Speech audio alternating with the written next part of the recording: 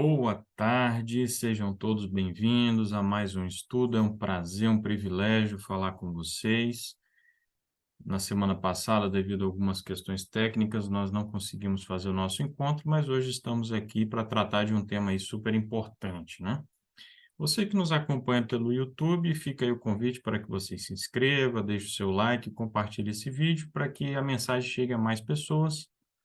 Também na descrição do vídeo está ali o nosso endereço de e-mail, caso queira falar diretamente conosco, poderá enviar o seu número de WhatsApp e assim poderemos ter um contato mais direto. Caso você esteja chegando aqui no canal pela primeira vez, nós lembramos que nós fazemos aqui estudos com uma certa frequência.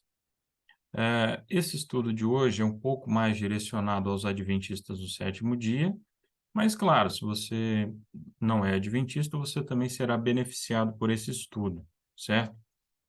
Bem, antes de iniciarmos o estudo propriamente dito, quero fazer um convite desde já a todos que estejam conosco na live que iremos promover no dia 22 de setembro, dentro desse projeto aí da Portas Abertas, chamado Shockwave, né? É uma proposta de orarmos, né, pela igreja perseguida.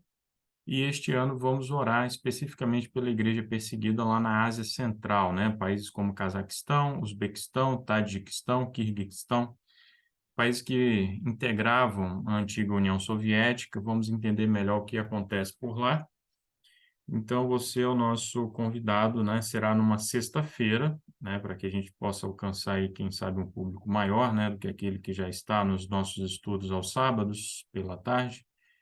Então, na sexta-feira, né, às 19 horas, iremos promover essa live. Se você tem interesse em participar, basta sinalizar e iremos lhe incluir aqui na nossa sala Zoom, certo? Então, não perca, Shockwave 2023, um mergulho na cultura e nos desafios dos cristãos perseguidos na Ásia Central.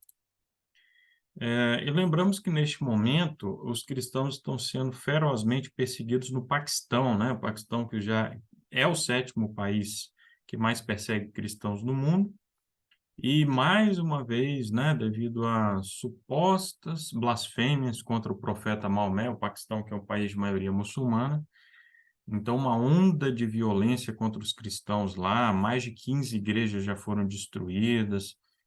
Então, isso está acontecendo neste momento. Não lembre-se de orar, tá? Na Índia, que é um país vizinho ali, já estávamos alertando lá no grupo, né, sobre perseguições terríveis, né, acontecendo em certas localidades. Maipur, né, o nome de uma província lá onde está ocorrendo um conflito, os cristãos, especificamente as mulheres cristãs, né, sendo agredidas, violentadas. Então, vamos lembrar de orar por esses cristãos perseguidos e muitas vezes esquecidos, né? Vivemos num contexto de muita liberdade, então nos esquecemos que 360 milhões de cristãos aí pelo mundo sofrem perseguição, inclusive alguns bem próximos de nós aqui, como cristãos na Colômbia, no México, Nicarágua, Cuba, né, que fazem parte da lista mundial da perseguição. Bem, como sempre fazemos, vamos então elevar a Deus uma prece para iniciarmos propriamente o estudo de hoje. Senhor nosso Deus, muito obrigado pela oportunidade que temos de meditarmos na Tua palavra. Perdoa os nossos pecados, abra as nossas mentes, nossos corações, em nome de Jesus. Amém. Muito bem.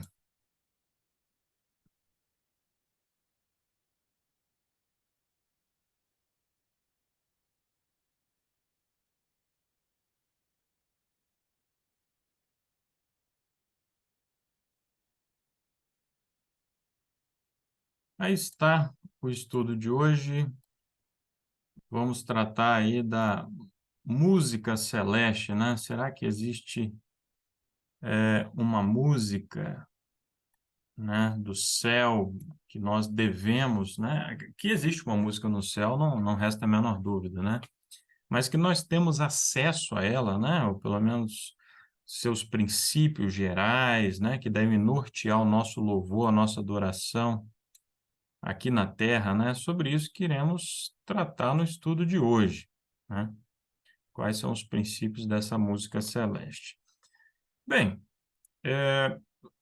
seja lá qual for o estudo que fazemos aqui no Projeto Pomone, sempre temos em mente aí a visão apocalíptica, né? Então, o Apocalipse ele está sempre diante de nós aí, né? Nos norteando em todos os nossos estudos. Na terceira sessão do Apocalipse, que trata do trabalho de Deus pela salvação da humanidade, nós temos esse seguinte texto aí, né? De Apocalipse 7, versos 10 a 12, né? E gritavam em alta voz, dizendo: Salvação ao nosso Deus, que está assentado sobre o trono, e ao Cordeiro.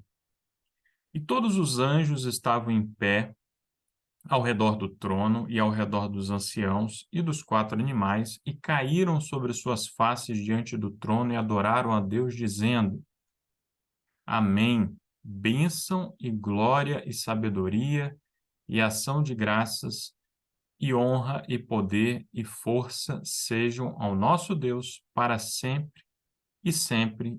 Amém.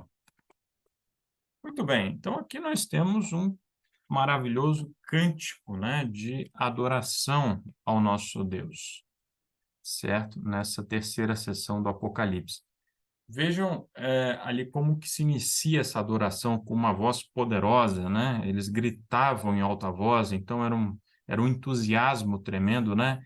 Exaltando o Cordeiro, né? O nosso Deus, né? A salvação, todos os anjos ali envolvidos, os anciãos, os quatro animais, né? Caíram diante de suas faces, né? Diante do trono, adorando a Deus, né? E essa adoração está centrada na ação de graças, está centrada em Deus e no que Ele faz por nós, certo? Ele é o centro dessa adoração, certo? Bem, um pouco mais adiante, ali na parte central ali do Apocalipse, que nós estudamos aí em vários encontros, né? Porque recapitulamos aí o capítulo 13, a partir do livro Apocalipse 13, do Mervyn Moore. Então, nessa parte central que trata do conflito entre Cristo e Satanás, a questão da adoração fica bem aflorada ali novamente, né? Nessa sessão que é central no livro e na sessão também, quando vemos ali as três mensagens angélicas, né? Então, a questão da adoração é central no grande conflito. Bem, nessa parte central, nós temos ali os adoradores da besta, né? Que adoram o dragão, né, que dera poder à besta, e adoram a besta dizendo: quem é semelhante à besta? Quem é capaz de guerrear contra ela, né? Então, só existem duas classes de adoradores. E na crise final, essas duas classes vão ficar bem afloradas, né? De um lado, os adoradores do Cordeiro, né, que o adoram pelo que ele fez e faz pela humanidade, pela sua justiça, sua salvação, sua graça. E, por outro lado, essa adoração blasfema, né? Adoração à besta, ao dragão, né? Uma adoração afrontosa, porque no capítulo 12 do Apocalipse aparece ali Miguel, né? Do hebraico Micael, né? Quem é como Deus. E aqui nós temos a besta, né? Que é uma contrafação, e os adoradores da besta, ao invés de reconhecer quem é como Deus, eles declaram quem é semelhante à besta, né? Ela é fantástica, ela é inigualável, né? E vão seguir a besta, ok? Ao invés de seguirem o Cordeiro. Então, é importante termos isso em mente. Mais adiante, né? Indo ali caminhando para a parte final do Apocalipse, na seção D, que trata da ira de Deus sem mistura com misericórdia, do capítulo 15 até o 18, verso 24, nós temos a canção de Moisés, né? E é dito o seguinte: e eles cantam a canção de Moisés, o servo de Deus, e a canção do Cordeiro, dizendo: grandes e maravilhosas são tuas obras, Senhor Deus Todo-Poderoso. Justos e verdadeiros são os teus caminhos, tu, Rei de santos. 15, verso 4. Quem não te temerá, ó Senhor, e não glorificará o teu nome, porque tu somente és santo, porque todas as nações virão e adorarão diante de ti, porque os teus juízos foram feitos manifestos. Né? Então, aí nós temos uma canção maravilhosa, né? Que pela graça, pela misericórdia de Cristo, todos nós cantaremos naquele grande dia, né? Quando nós nos encontrarmos ali diante do trono de Deus. Ok? Mais uma vez, uma canção cristocêntrica, né? Que exalta Cristo pelo que ele é, por tudo aquilo que ele fez, certo? E aqui nós temos a essência da adoração. Se nós compreendermos isso, praticamente já compreendemos tudo, né? Sobre como deve ser a adoração ao nosso Deus, como deve ser o louvor, ok? Chama muita atenção que volta e meia aí no meio evangélico, né? Nas produções aí da música gospel, apareçam letras que sequer mencionam o nome de Deus. Isso é muito estranho, né? Porque a verdadeira adoração ela é totalmente cristocêntrica. Cristo é o autor e o consumador da nossa fé.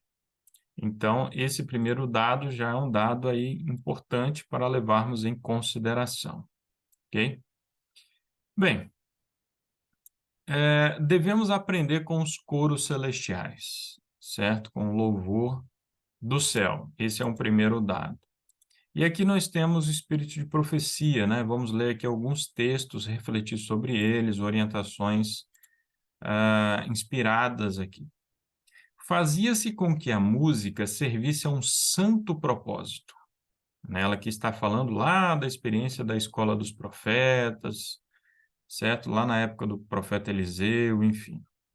Então, essa aqui era a experiência do povo de Israel, né? Nós podemos, assim, ampliar, né? Os levitas, todos aqueles que se dedicavam ao louvor, né? Ao nosso Deus nos tempos ali do antigo Israel. Então, a música servia a um santo propósito. Eu destaquei aqui para que fique bem claro, a fim de erguer os pensamentos aquilo que é puro, nobre e edificante. Então, a música precisa elevar os nossos pensamentos aquilo que existe de mais puro, mais nobre, mais edificante, despertar na alma devoção e gratidão para com Deus.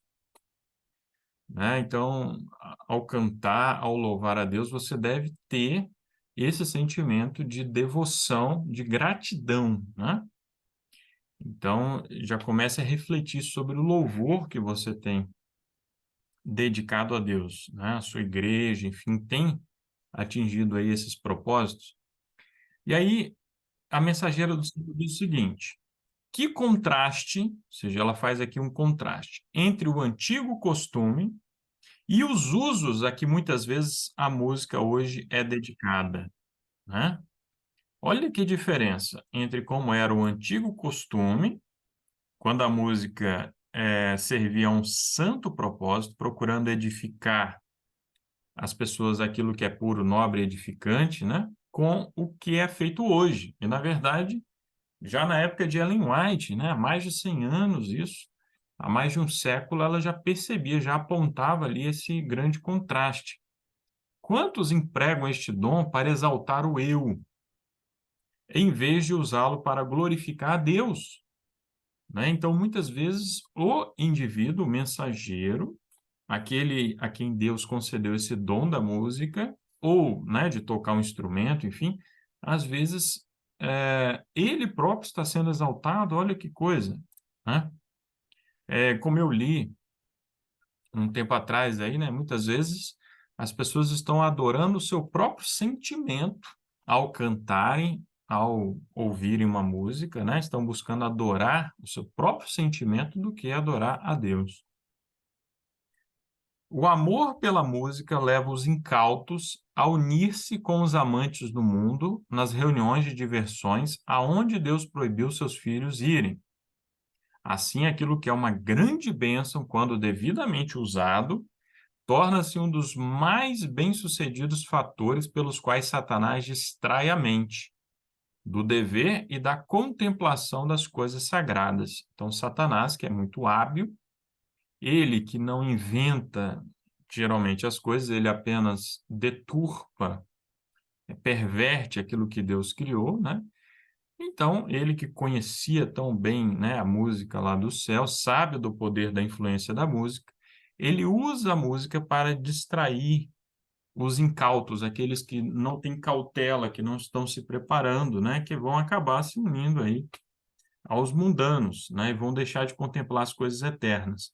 A música faz parte do culto a Deus nas cortes celestiais e devemos esforçar-nos em nossos cânticos de louvor por nos aproximar tanto quanto possível da harmonia das cortes celestiais. Certo? Então, ao cantarmos, ao dedicarmos a Deus o nosso louvor, temos o dever também de nos aproximar o máximo possível da harmonia das cortes celestiais. Podemos aprender o assunto dos louvores e ações de graças do coro celestial em redor do trono.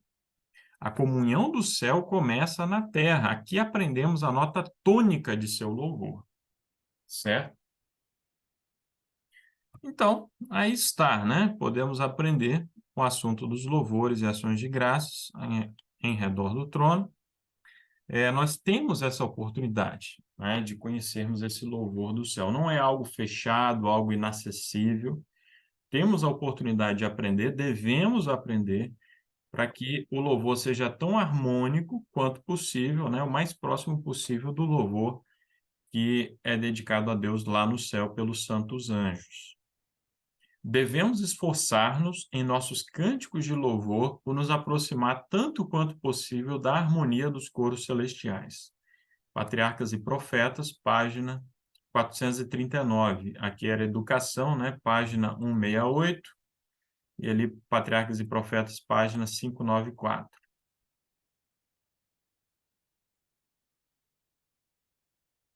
Bem, uma vez que entendemos, então, que existe um louvor no céu ao qual nós devemos nos aproximar dele, né? Que é possível nos aproximar, aí surge uma grande questão.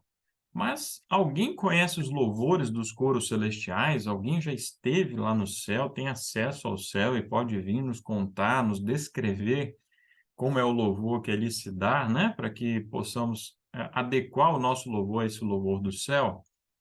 Então, eis aí essa grande questão, né? E alguns objetam dessa forma. Bem, ninguém pode julgar, ninguém tem um direito, né, de apontar, de dizer como o louvor deve ser, porque ninguém esteve lá no céu, então a Bíblia pouco fala, assim, né, de questões mais específicas de como deve se dar o louvor, tudo bem, né, deve ser um louvor cristocêntrico, como nós vimos ali pelo Apocalipse, enfim, mas a Bíblia não entra em questões técnicas, então, qualquer tipo de instrumento, qualquer tipo de ritmo é aceito por Deus, porque ninguém esteve lá nos coros celestiais, né? Fica essa questão.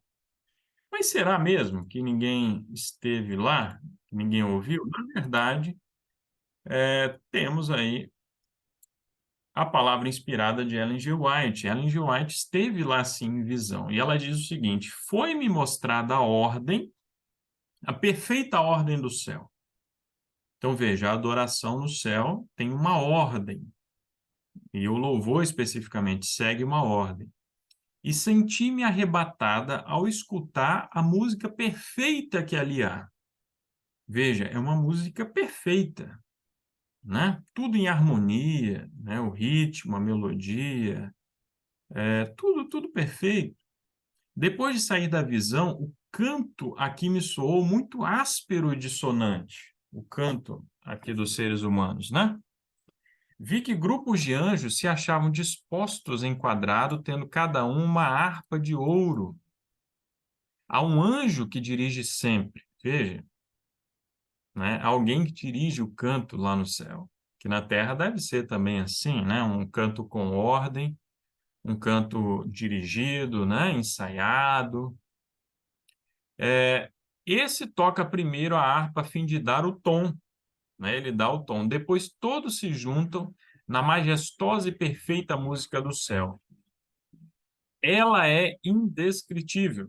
É melodia celestial, enquanto cada semblante reflete a imagem de Jesus irradiando glória indizível. Então, vejam, é uma música maravilhosa, uma música que transmite paz, que a pessoa se sente elevada, a Jesus, né? É uma música que, quando as pessoas tomam parte ali nela, né, as pessoas passam a refletir o semblante, a imagem de Jesus. Então, olha que maravilha, né? Acordes musicais perfeitos, suaves e melodiosos. O cântico dos anjos não irrita os ouvidos. É macio, melodioso e sem esforço físico. Mensagens Escolhidas, volume 3, página 333. Aqui é Testemunhos Seletos, volume 1, página 45. Citação anterior que nós lemos, né? Então, veja, não há barulheira lá no céu, né? Não há o louvorzão que a gente ouve muitas vezes por aí pelas igrejas, né? São acordes musicais perfeitos, suaves e melodiosos. É uma música tranquila, que te traz paz, que não irrita os ouvidos, certo? Não é preciso ali esforço físico, ali os anjos não ficam se esgoelando, como a gente costuma dizer, né? É algo que flui naturalmente, algo suave, e isso contribui para o ambiente ali de paz que há no céu. As notas longamente puxadas e os sons peculiares, comuns no canto das óperas, não agradam aos anjos. Eles se deleitam em ouvir os simples cantos de louvor entoados em tom natural, certo? Então, isso significa que todas as pessoas que têm minimamente ali, condições físicas, condições de saúde, né, que podem emitir sons, conseguem, têm condições de entoar um cântico que vai agradar aos anjos e agradar a Deus, né? Não é só aquela pessoa que consegue alcançar uma nota altíssima, né? Um cantor de ópera, não, muito pelo contrário, esse tipo de cântico não agrada aos anjos. É o canto tranquilo, suave, em tom natural, certo? Não é preciso amplificar demais esse som, ok? O tom natural. Os cânticos em que cada palavra é pronunciada claramente, em tom harmonioso, são os que os anjos se unem a nós para cantar. Evangelismo, página 510. Aquele cântico que você não consegue discernir a letra, né, que está confuso ali, os anjos, logicamente, não vão fazer parte desse louvor. Interessante que no sábado passado visitei uma determinada igreja aí, né?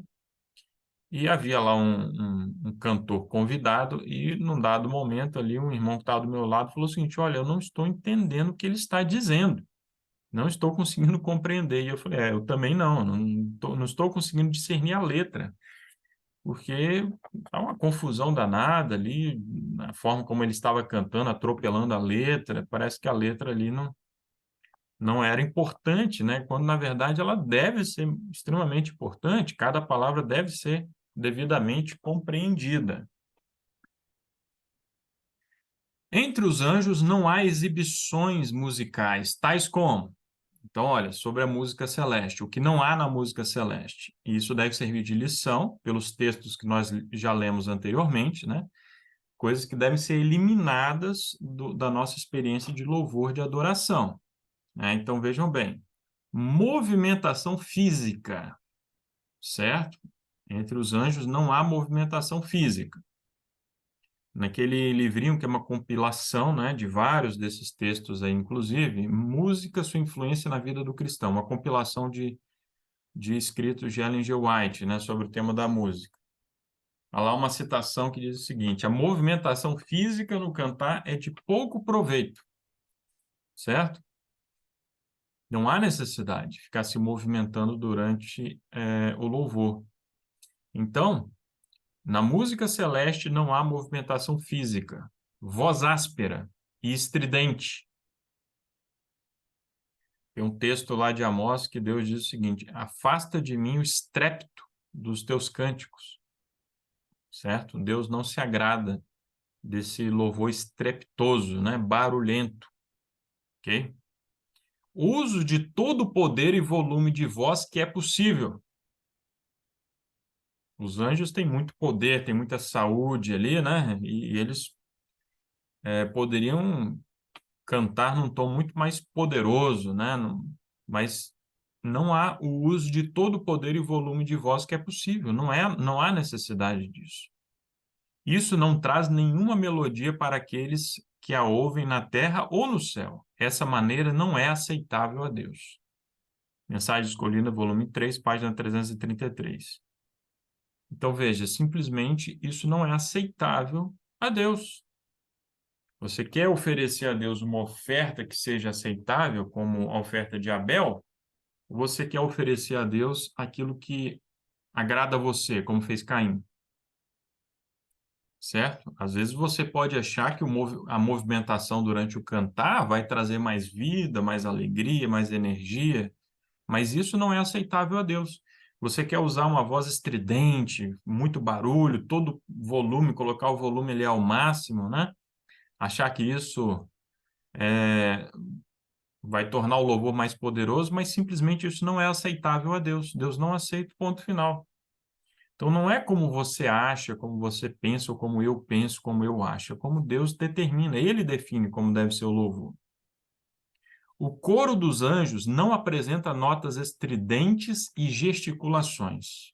Não existe isso no coro angelical. Manuscrito 5, página do ano 1874. Aqui, Mensagens Colhidas, volume 3, página 333. Então, depois dessas considerações, dessas orientações aí, né, desses princípios inspirados que devem nortear o nosso louvor, a nossa adoração, fica a pergunta: o que fazer? Né? O que fazer? Bem, olha só. As formas, cerimônias e realizações musicais não são a força da igreja. Então já começa por aí. Já ouvi até de pastores dizendo, mas se nós não fizermos aí um grande espetáculo, se nós não trouxermos cantores aí de fora, e, enfim, grandes realizações musicais, a igreja fica vazia.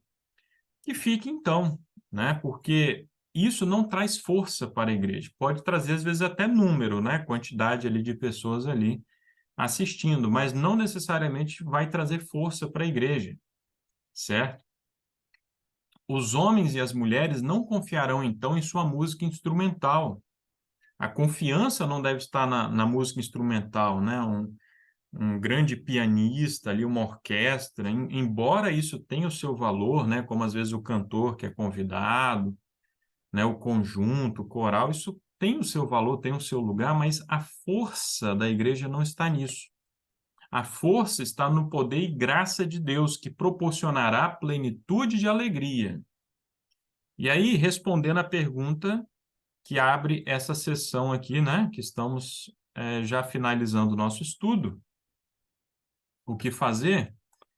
Ellen White diz o seguinte: há uma obra a fazer, ou seja, há uma obra. O povo de Deus precisa tomar parte nessa obra, remover o lixo, né? Estou destacando aqui o original, rubbish, porque algumas traduções colocam ali o cisco, né? O que acaba minimizando um pouco, né? São eufemismos. No original é o lixo. Há uma obra a fazer, remover o lixo que se tem trazido para dentro da igreja. Evangelismo, página 512. Certo? Então, o lixo musical, o que compõe esse lixo? Um louvor que não é cristocêntrico, um louvor exageradamente amplificado, como nós vimos, com gesticulações, um louvor para exaltar o eu. Isso tudo forma um lixo musical que tem que ser removido, tem que ser retirado de dentro da igreja. Se for o caso, até uma obra assim enérgica, né? Como Jesus lá espantando, lá tirando os mercadores do templo. Né? Então, essa porcaria, né? Esse lixo tem que ser removido, né? Da igreja de Deus. Não só o templo físico, né? Mas as instituições da igreja, as gravadoras, né? A nossa TV, tudo isso, a rádio. Há que se fazer essa obra, remover esse lixo, né? Da igreja. Esse lixo que, infelizmente, foi trazido. né? E quem está dizendo que foi trazido não sou eu, tá? É a mensageira aqui do Senhor. Estou apenas lendo e comentando aqui os textos inspirados. Não é suficiente conhecer os rudimentos do canto. Então, outra coisa a se fazer, né? Quando a gente busca ali, né? O que fazer? Conhecer os rudimentos do canto, ok, importante, né? Para que você cante de forma afinada, de forma ali melodiosa, harmoniosa. Porém, aliado ao conhecimento, deve haver tal ligação com o céu que os anjos possam cantar através de nós. Manuscrito 5, de 1884. Então, tem que haver essa conexão com o céu, certo? A vida do adorador, do cantor, dos músicos, deve ser uma vida assim, de consagração, ok? Então, o cantor, né, aquela pessoa que vai oferecer um cântico a Deus, tem que ser aquela pessoa que é dedicada, estudiosa da palavra de Deus, ela tem que ter essa conexão com o céu, ok? E todos nós, né, espera-se, né, que sejamos adoradores, então essa deve ser a nossa experiência, ok? Aqui nós temos, pessoal, esse livro, né, que foi já traduzido para o português há um bom tempo, né, embora eu nunca vi a edição física, eu acho que ele não foi publicado, mas a gente encontra aí na internet facilmente o Cristão e a Música Rock. Livro esse que foi organizado pelo Samuel Bacchiocchi, tá certo? Recomendo muito, ele reuniu uma série de especialistas, pessoas assim que entendem profundamente, né? Da música, de forma técnica, e traduzem isso numa linguagem acessível, né? Então, desde ali de princípios teológicos, né, até questões mais técnicas da música, como isso afeta a nossa saúde, enfim, recomendo muito esse livro, O Cristão e a Música Rock. E ali, há um teste para que nós possamos fazer boas escolhas musicais. Às vezes você está na dúvida, tá, mas eu já entendi, o louvor tem que ser cristocêntrico, né? Ele não podemos ter ali gesticulações, movimentação física, tem que ser centrado em Deus e não no ser humano, enfim. Mas como eu vou distinguir ali, né? De forma mais prática. Primeira questão que é colocada, a música realmente tem algo que vale a pena dizer, né? Pode parecer óbvio, mas não é, tá? Preste atenção em certas músicas aí, do meio evangélico, e vocês vão ver que essa música não tem nada ali de significativo, nada de importante a dizer, né? E não se engane, desde os louvores infantis até os louvores, né, para os adultos, enfim, se é louvor realmente a Deus, tem uma mensagem a dizer, certo? Eu me lembro até hoje de louvores, né, de corinhos que eu cantava na minha infância, e tinham sempre uma mensagem. Por exemplo, meu Deus é tão grande, tão forte e poderoso. E daí continua, né? Eu não tenho talento aí para música, né? Mas qual a mensagem desse corinho? Bem, está exaltando a Deus enquanto Criador, um Deus poderoso, né? Pois tudo ele pode fazer, tudo pertence a ele, né? E, por outro lado, tem alguns corinhos aí mais recentes aí que não tem praticamente nada a dizer, né? Então, por que que vamos ficar perdendo tempo com isso, levando as crianças a uma experiência tão fútil, tão banal, né? Tem um que só fica praticamente repetindo, lá, lá, lá, lá, lá, lá, lá. Então, não tem nada ali que vale a pena, certo? Isso é lixo musical, desculpe, tá? Não quero ofender ninguém, mas é lixo. Qual é a intenção por trás da música? É mandar uma mensagem negativa ou positiva, certo? Uma dessas músicas aí, um irmão, né, até ancião de igreja, estava lembrando tempo atrás, que a letra dela é uma letra de vingança. Olha que coisa, né? Fala de uma vitória, vitória que tem sabor de mel, não sei lá o quê, mas é basicamente um sentimento de vingança, vou me dar bem e tal, né? Então, a música não pode ter uma mensagem como essa, tem que ter uma mensagem positiva. É a intenção da música ser comunicada de maneira eficaz, a intenção dela, né, que a mensagem dela chegue de forma eficaz, de forma clara, né, como nós vimos ali nos textos de Ellen White. as pessoas vão compreender a mensagem dela, né? Existe essa intenção, ou a coisa é só fazer barulho, né? Enfim. Os instrumentos musicais são apropriados para comunicar a intenção da música, certo? Às vezes existem letras belíssimas, mas o ritmo é pavoroso. E os instrumentos que são usados não contribuem, né, nesse sentido, ok?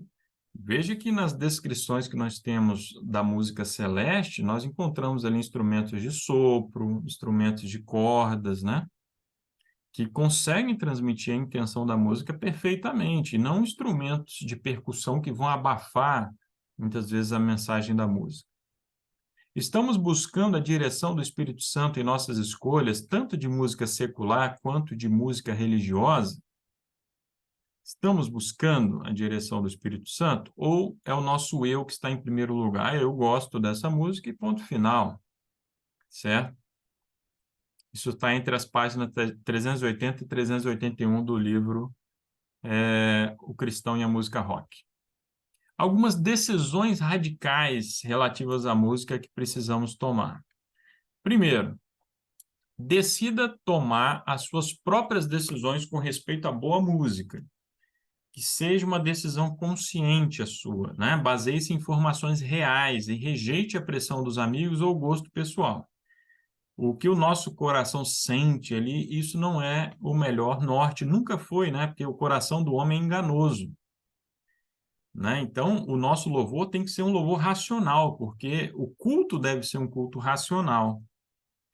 Então, você deve estudar, você deve se informar e, assim, tomar sua decisão com o Espírito Santo ali te iluminando, e não porque os amigos ali, a juventude, eu já ouvi muito esse argumento, né? Inclusive de pessoas mais velhas que eu, né? Como se o que eu estivesse apontando sobre a música cristã, a música celeste aí, não tivesse nenhum valor, né? Porque não é o que a juventude está querendo, está buscando, né?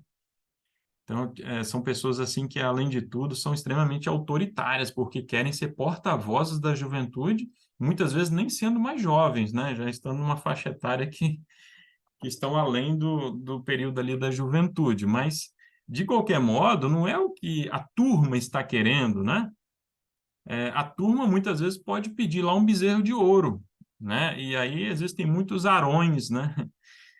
Satisfazendo aí o gosto aí das massas. Então, tome cuidado com isso. A decisão tem que ser uma decisão racional, baseada em informações concretas, informações inspiradas, e não baseadas no nosso gosto pessoal.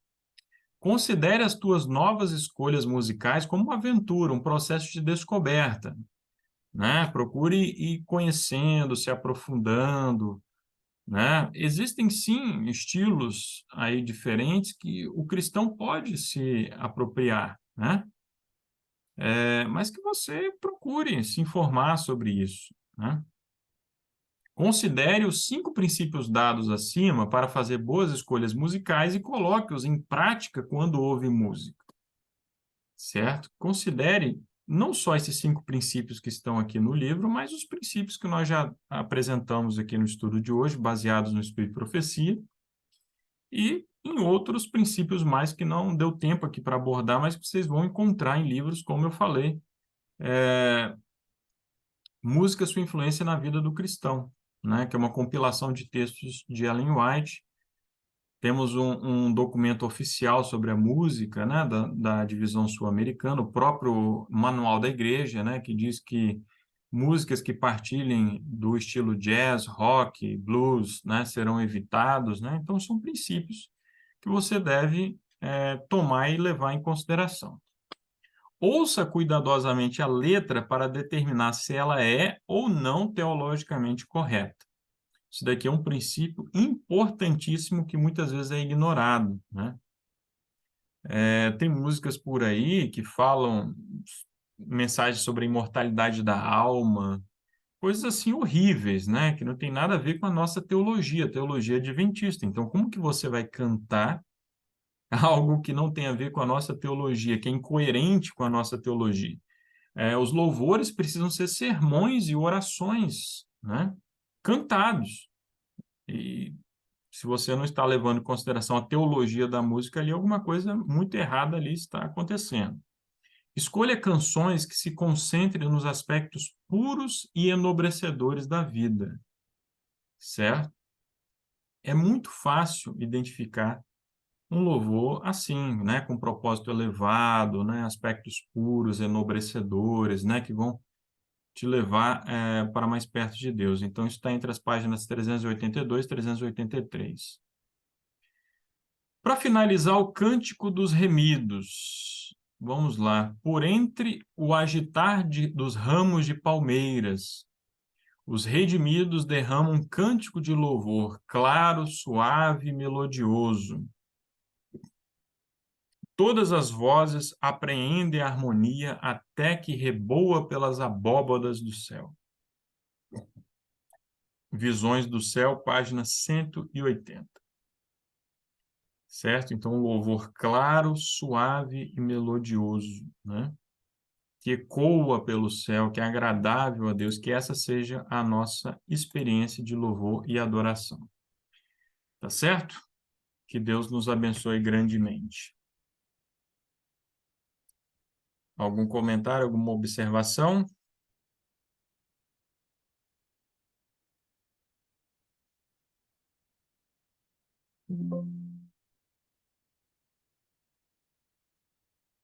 Vamos orar então? Senhor nosso Deus, amado Pai, muito obrigado pelos momentos que aqui estivemos, que aqui tivemos, muito obrigado pela luz que o Senhor nos concede, sobre como deve ser a nossa adoração, o nosso louvor, que possamos colocar esses princípios em prática, que a música não seja um laço em nossas vidas, como sabemos que será um pouco antes do fechamento da porta da graça. Tudo isso nós lhe rogamos, em nome de Jesus. Amém.